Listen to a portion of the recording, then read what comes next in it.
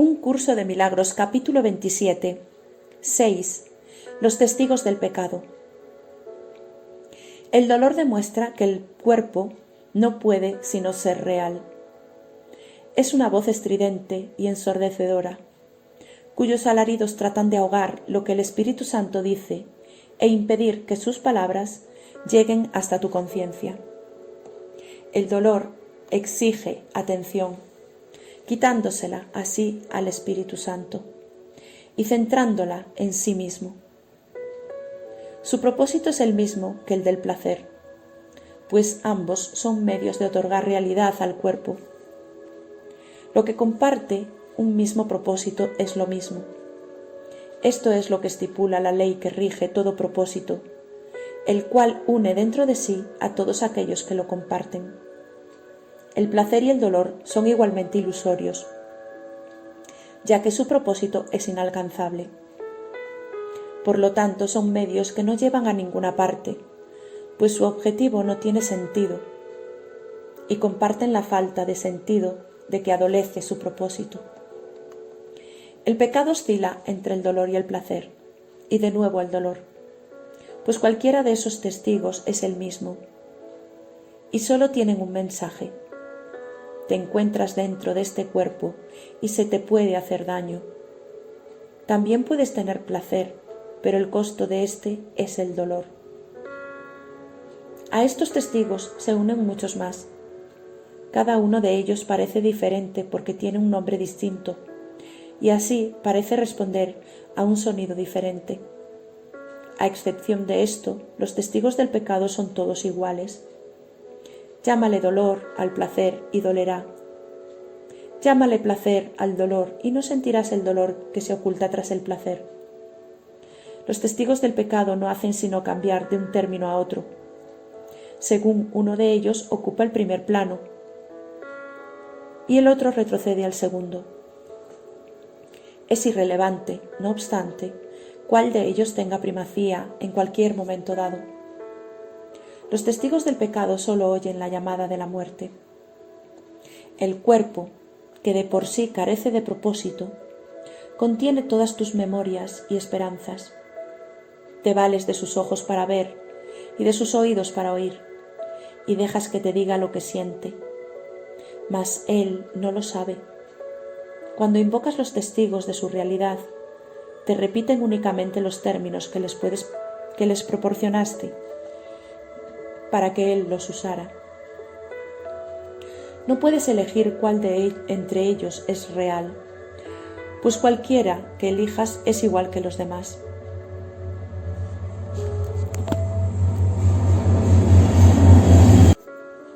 Lo único que puedes hacer es decidir llamarlo por un nombre o por otro. Pero eso es todo. No puedes hacer que un testigo sea verdadero solo porque lo llames con el nombre de la verdad. La verdad se encuentra en él, si lo que representa es la verdad. De lo contrario miente, aunque lo invoques con el santo nombre de Dios mismo.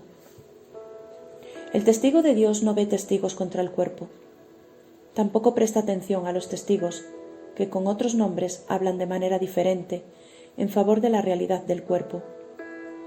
Él sabe que no es real, pues nada podría contener lo que tú crees que el cuerpo contiene dentro de sí. El cuerpo no puede decirle a una parte de Dios cómo debe sentirse o cuál es su función. El Espíritu Santo, sin embargo, no puede sino amar aquello que tú tienes en gran estima, y por cada testigo de la muerte del cuerpo, Él te envía un testigo de la vida que tienes en aquel que no conoce la muerte. Cada milagro que Él trae es un testigo de la irrealidad del cuerpo. Él cura a éste de sus dolores y placeres por igual, pues todos los testigos del pecado son reemplazados por los suyos. El milagro no hace distinciones entre los nombres con los que se convocan a los testigos del pecado.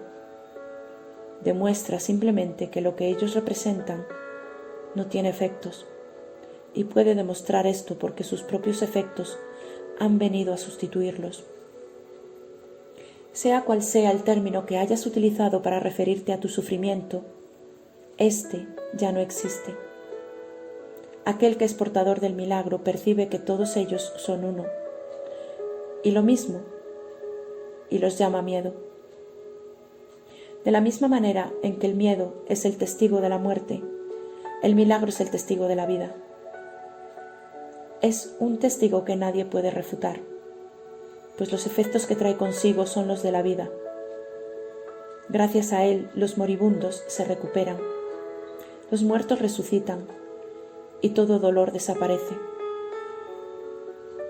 Un milagro, no obstante, no habla en nombre propio, sino solo en nombre de lo que representa.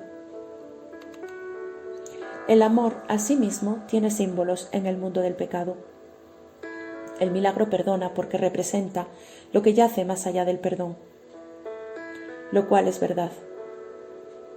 Cuán absurdo y demente es pensar que un milagro puede estar limitado por las mismas leyes que vino exclusivamente a abolir. Las leyes del pecado tienen diferentes testigos y cada uno de ellos tiene diferentes puntos fuertes. Y estos testigos dan testimonio de diferentes clases de sufrimiento. No obstante, para aquel que envía los milagros a fin de bendecir el mundo, una leve punzada de dolor, un pequeño placer mundano o la agonía de la muerte no son sino el mismo estribillo, una petición de curación, una llamada de socorro en un mundo de sufrimiento. De esa similitud es de lo que el milagro da testimonio. Esta similitud es lo que prueba. Las leyes que consideraban que todas esas cosas eran diferentes son abolidas, lo cual demuestra su impotencia.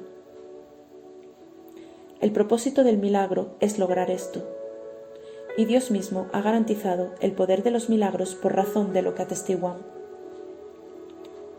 Sé, pues, un testigo del milagro y no de las leyes del pecado.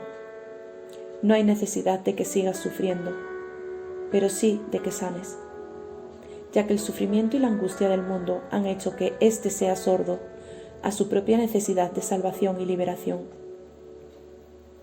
La resurrección del mundo aguarda hasta que sanes y seas feliz, para que puedas demostrar que el mundo ha sanado.